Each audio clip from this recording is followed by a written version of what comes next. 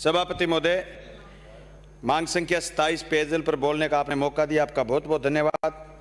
मेरे विधानसभा क्षेत्र भादरा समेत सभापति महोदय हनुमानगढ़, गंगानगर, बीकानेर, जैसलमेर, चूरू, झुंझुनू, जोधपुर, बाड़मेर की कुछ तहसीलें, सीकर, नागौर तक इंदिरा गांधी नहर से पानी और पल्स में बाखड़ा नांगल डैम से पानी आता है, जो सिंचाई के काम भी आता है और पेयजल के काम में भी आता है। सिंचाई पानी के साथ साथ पेयजल की योजनाएं बनी हुई है। सभापति महोदय, डैम की पोजीशन खराब है, आने वाले समय में पेयजल संकट होगा।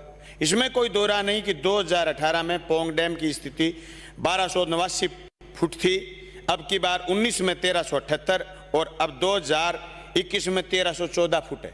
डैम को और नीचे तक लेकर जाएं, लेकिन फसल पकाई के लिए पानी दें, पेयजल के लिए स्टोरेज भी कराएं।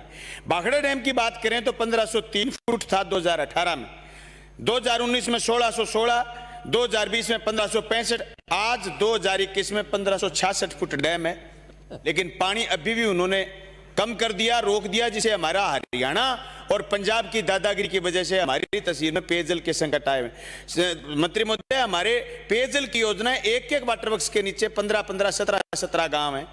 जो डैम की पोजीशन 2018 में 1503 फुट थी, आज 1566 फुट है। फिर भी सही मॉनिटरिंग नहीं करने की वजह से हरियाणा और पंजाब गड़बड़ कर रहा है, जिससे हमारी पेयजल की योजनाएं सही ढंग से नहीं चल पा रही। मैं ये बात इसलिए कह रहा हूं, हालांकि सिंचाई पर चर्चा नहीं है, लेकिन इन जिलों में, जिन जिलों के मैंने पहले नाम दोहराए हैं, पेयजल की योजनाएं सारी नहरों से हैं।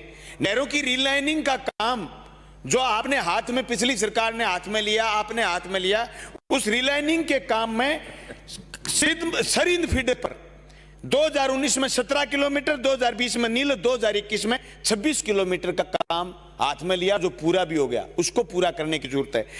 बीएमएल में और हरियाणा और पंजाब दोनों में बाखड़ा मेन लीक चैनल, जिसे गंगानगर, हनुमानगढ़ में भी पानी जाता है और वाया नोर भादरा, वाया हरियाणा हमारे भी पानी आता है। उसमें 2017-18 में 448 लाख, 2018-19 में 30 लाख, 2019-20 में नील और 2020-21 में 89 लाख रुपए महज अपने दिए हैं। और ये तो दिए हरियाणा को और पंजाब को अपने दिए हैं आपके आने के बाद 50 लाख और 57 लाख, जो ये राशि कम है। जब भी पानी की हम बात करते हैं तो एक ही रोना रोते हैं कि साहब आप अपना हिस्सा दो। सच्ची बात है, हिस्सा देने में हमारे अधिकारी इसलिए आनाकानी कर रहे हैं क्योंकि हरियाणा ने अभी तक हमारे को रिकॉर्ड नहीं दिया कि जो पहले भुगतान की राशि का आज तक किया क्या है। आपने पेयजल की योजनाएं बहुत बनाई हैं, मैं आपका धन्यवाद करना चाहता हूं। मेरे विधानसभा क्षेत्र में आपने राज्य की मदद से 69 करोड़ रुपए की योजनाएं बनाई हैं। आपने 139 करोड़ तक की आज तक की स्वीकृतियां प्रदान की। मैं आपके मार्फत मांग करता हूं केंद्र की सरकार से कि मरुस्थलीय प्रदेश और बड़ा क्षेत्रफल होते हुए जो 50% अंशदान की बात करते हैं, केंद्र की सरकार 90% अंशदान जो पहले हुआ करता था वो दे। लेकिन सभापति महोदय, ये बात जरूरी है कि जो एक साथी ने बात की बिजली की, लेकिन बात को फिर हमने डाइवर्ट कर दिया। बिजली, जिस वाटर वर्क्स में बिजली के लिए अगर हम चर्चा नहीं करेंगे तो हम भुगत भोगी। पिछली गर्मियों में 3 महीने लोग, जब अंधेरियां चली, आंधियां चली और फ्यूज उड़ गए या फिर वोल्टेज की कमी आ गई, वाटर वर्क्सों में मोटरें चली नहीं। 20-20 एचपी की मोटरें, 25-25, 30-30 एचपी की मोटरें चली नहीं, लोड ले नहीं पाई। एक गांव की बारी आई है, 5 घंटे लोड नहीं ले पाई, तो वो गांव फिर 5 दिन बाद, 4 दिन बाद उसकी बारी आएगी, यानी उसके 10 दिन बाद पानी पहुंचेगा। इसलिए जल जीवन मिशन में जो आपने टारगेट किया है 12,000 करोड़ की स्कीम बनाने का, आप उस टारगेट के साथ साथ बिजली को और उससे जुड़े हुए कर्मचारियों को भी महत्व दें। इसमें कोई दो राय नहीं कि इस योजना में अगर गंभीरता से, जिस तरीके से आपने लोगों की, सारे विधायकों की बातों को कंसीडर किया है, इन बातों को भी हमें कंसीडर करना पड़ेगा। जनता दल जल योजना के बाद आपने मैट बेलदार कहीं नहीं लगाए। जल जीवन मिशन में बात आई कि हम मैट और बेलदार लगाएंगे, जो आईटीआई किए हुए लड़कों को लगाएंगे, लेकिन योजना सिरे चढ़ने वाली है, शुरू होने वाली है, टेंडर होने वाले हैं, लेकिन अभी तक उनका लगने का कोई अता पता नहीं है। इसलिए हमारी शपथ सी मांग है कि आप पाइपलाइन बिछा देंगे, आप वाटर वर्क्स खड़े कर देंगे, आप एसआर खड़ी कर देंगे, सारी बात ठीक है, लेकिन उनकी मेंटेनेंस के लिए, उनको चलाने के लिए, उन मोटरों को चलाने के लिए, उन वाटर वर्क्सों को चलाने के लिए जो कर्मचारी की जरूरत है, आप उनको चलाने की कोशिश करेंगे। सभापति महोदय, मैं एक बात का ध्यान आपको फिर दिलवाना चाहूंगा कि जो ये घर घर पेयजल की योजना चल रही है, इस योजना में अगर कोई शहर और कोई गांव आज अगर छूट जाता है तो आप इसको अगली स्कीम में जरूर शामिल करें। मेरे विधानसभा क्षेत्र के करीब 70 गांव आपने इसमें कंसीडर किए, लेकिन आज से 30 साल पहले 40 साल पहले जो वाटर वर्क्स बन गए थे और उसके बाद जनसंख्या वृद्धि हो गई है, उस जनसंख्या वृद्धि वाले गांवों को भी आप लीजिए। और जो किसान ढाणियों में चले गए, उनकी ढाणी 2-2, 3-3 किलोमीटर दूर है,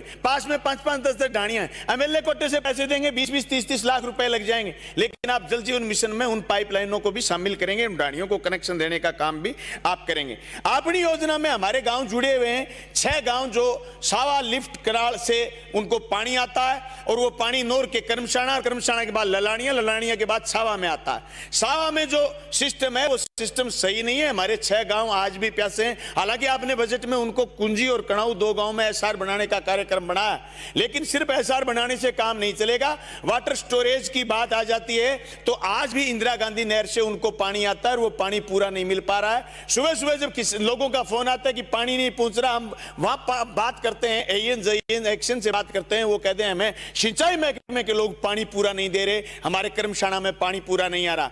सभापति महोदय, मैं स्पष्ट ये बात कर देना चाहता हूं कि नहर के बिना वाटर वर्क्स की योजनाएं, पेयजल की योजनाएं सिरे नहीं चढ़ेंगी। इसलिए आज की डिबेट में जिस तरीके से पेयजल के पीएचडी के बड़े बड़े अफसर मौजूद हैं, मंत्री जी मौजूद हैं, आप सिंचाई भी देखते हैं, आप उससे पहले बात हिस्से के पानी की भी करिए, डैम के पानी की भी करिए, बीएमएल और इंदिरा गांधी नहर और सरंद फीडर के पुनर्निर्माण की बात भी करिए। आप इन चीजों को भी दुरुस्त करिए कि पंजाब को हमें क्या देना है और हरियाणा को हमें क्या देना है। देने के बाद उनसे यह भी चेक करवाइए।